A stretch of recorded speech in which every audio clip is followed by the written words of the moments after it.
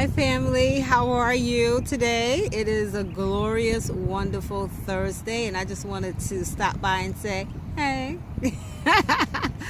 Of course, not only to say hey, but just to, edify you guys and myself with, some insight that I received while on my bike ride. For me, riding my bike is extremely meditative, and I enjoy it immensely. But I got about just under 10 minutes, so I'm going to make this quick. And so I wanted to just kind of continue where I left off yesterday with vision.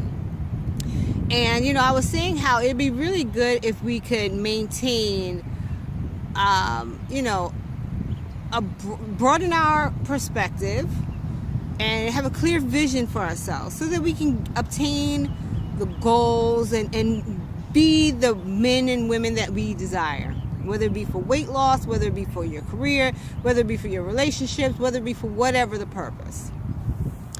But I realized there's a challenge with that because it's easier said than done. And this is one of the challenges that I face when working through that issue of obtaining vision for myself. Because for a long time, I had a problem seeing anything good for myself, seeing anything positive for myself. I had such a negative self-critical habit.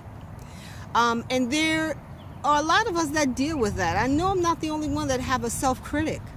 The self-critic comes from many, many places. Our environment, our home life, our moms, our dads, our siblings, whatever. It comes from society, trying to live up to standards and obtain the ideals of the world. We know what the Bible says about the world. What does it profiteth a man to, to gain the whole world and lose his soul? So you have to begin to diminish the self-critic. And the reason why I say diminish as opposed to get rid of the self-critic, because I haven't gotten to the place where the self-critic is gone. I don't think it'll ever go away. I think it's just a part of the mental programming. And living here in this world, some people will call it the matrix. I call it the experience. The experience, has programmed us in many, many ways. And one of the ways that it has programmed us is to be very critical of ourselves. So, in order for you, one step that would help you to be able to obtain a vision, it's not just any old vision, a positive vision for yourself and your future, and to help you to stay on track for your journey and to obtain your goals, is to begin to analyze the critic. If you have a thought about yourself that's negative, I don't look good, or I'm too fat, I'm too skinny, I'm too black, I'm too light, I'm too, I don't have enough money, my ass is too small, all that shit, that goes on in the head, the chatter. Probably about 90% of that chatter has absolutely nothing to do with you personally.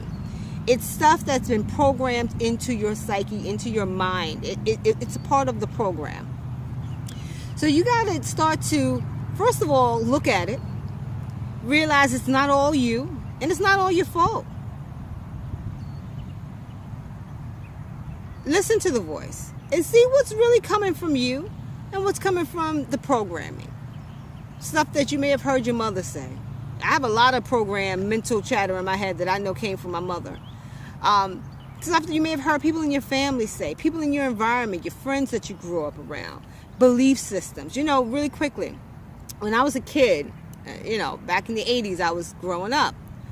And if a girl had a gap between her thighs, do you know they actually believed that she was sexually promiscuous because she had space between her thighs? Which is probably why so many women wanted to be fat and have thick thighs. It's such an erroneous belief. It's asinine. But people actually believe that and would make slender girls and people with space between their thighs feel like they were hoes and sluts and, and easy and that somebody had taken their virginity because they had a space between their thighs. Asinine. But people actually thought that way in the hood I grew up in. I grew up in hood. Hello. Hey, Crown Heights. So I'm looking at the time because I don't want to go past it. So the critic it's usually very negative. We don't have a positive critic. Okay, we didn't get programmed with it. Most of us didn't anyway. So you have to create the positive critic. Well, you have to create the positive voice. You have to nurture the voice of reason, and you have to diminish the critic. All right, starve it out the best way you can, but the best way to start to weed it out is to start analyzing it, listening to it, seeing all those things that make you feel insecure. That's the critic. You go around other women, ladies, and you feel insecure, you don't feel like yourself, and you don't feel you're pretty enough. That's a critic. Get rid, that you have to address that. There's some work that you're going to have to do. Iyanla Van Zandt always says that you have to do the work. And I happen to be very inspired by Iyanla, and I love her work. And she's a life coach, and I'm actually a life coach myself. I don't tell people that, but I am. So, she actually, addresses a lot of issues, but she makes you do the work. And that's the whole thing. You got to be willing to do the work. So the first thing we're going to start to do, guys, and I'm doing it every single day, and I want you to do it, and I encourage you to do it, is start listening to that critical voice.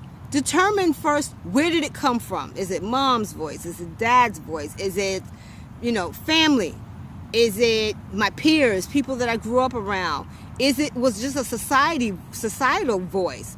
Sometimes living in certain neighborhoods, certain communities, certain cultures have certain belief systems. Is it a cultural critic? You understand? Is it something that I'm being influenced by the programming I'm listening to? Because then I may have to delete that. But start to get a hold of yourself. Quiet your mind. Listen to your critic and hear what it's saying. And little by little, start to reinforce the critical voice with positive affirmations, things that strengthen you, embolden you, encourage you, and make you feel better about yourself. Now, we can go into that in another video, but first, I want you to address the critic. Find it, search it out, and we're going to begin to love it. You got to love the critic. You got to determine where it came from. Know that it ain't you. It's not your fault, but you can do something about it. I just want to say thank you guys for watching. I love you so much. Welcome to my journey, and I'm welcoming myself to yours. Be in bliss and have the best possible day that you can. It's hot as heck out here, so I'm about to go finish my ride, and I'll see you guys tomorrow. Love you. Bye.